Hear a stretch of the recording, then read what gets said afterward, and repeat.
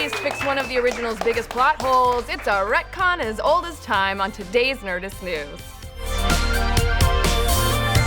The latest trailer for the live-action Beauty and the Beast remake showed up today and said bonjour to all of our inner princesses. From wilting roses to ravenous wolves, this looks like the spot-on update of the early 90s classic that we've all been pining for.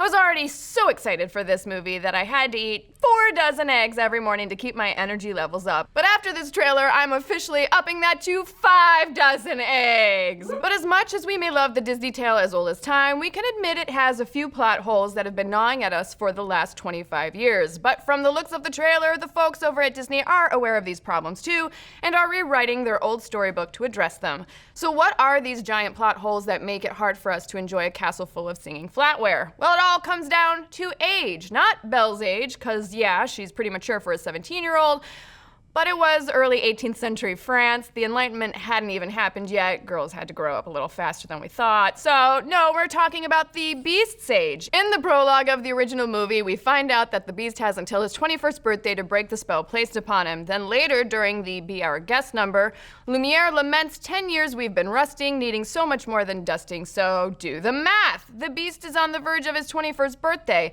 The castle has been closed off for 10 years. That means that the prince was only 11 friggin' years old when he was transformed into the Beast.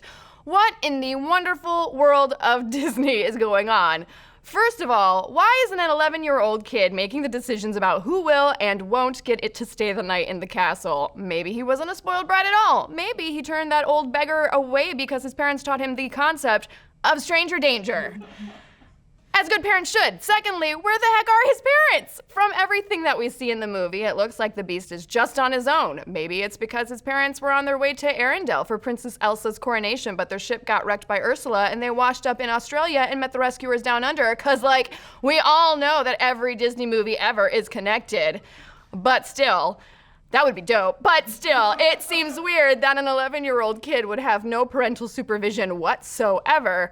But maybe the biggest plot hole of all is that whenever we see a painting of the Beast pre-transformation, he's always depicted as a young man, well into his late teens, early 20s. I mean, just look at this guy. You're telling me that's supposed to be an 11-year-old kid?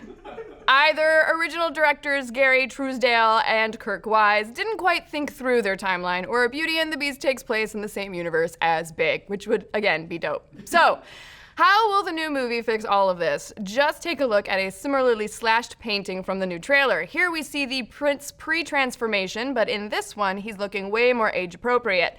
This timeline works out, but what's even more interesting is you'll notice that his parents are definitely in the picture, and that while claw marks are running through the Beast's old face and his father's face, his mother's face has been left untouched.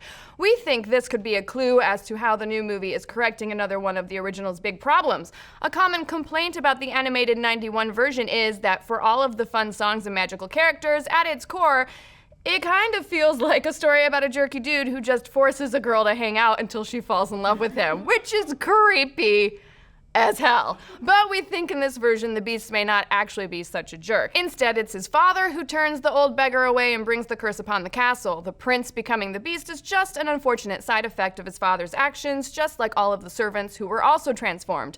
This works to make the Beast way more sympathetic. He's not a monster, he's just a poor kid suffering for the selfishness of his father. Of course, there are still a few weird things about the original we're still wondering about, like how old is Chip supposed to be? Was he a literal newborn baby when he was turned into a teacup, or is he, and this is horrifying, the result of the very first enchanted kitchenware pregnancy? And if so, who is the father? And how did Mrs. Potts even get pregnant? How would you show if you're a pot? I guess you just store it inside of you. Does it come out the top? Does it come out the spout, or does it come out the top? Probably the spout. No, that's her nose. Ew. Ew.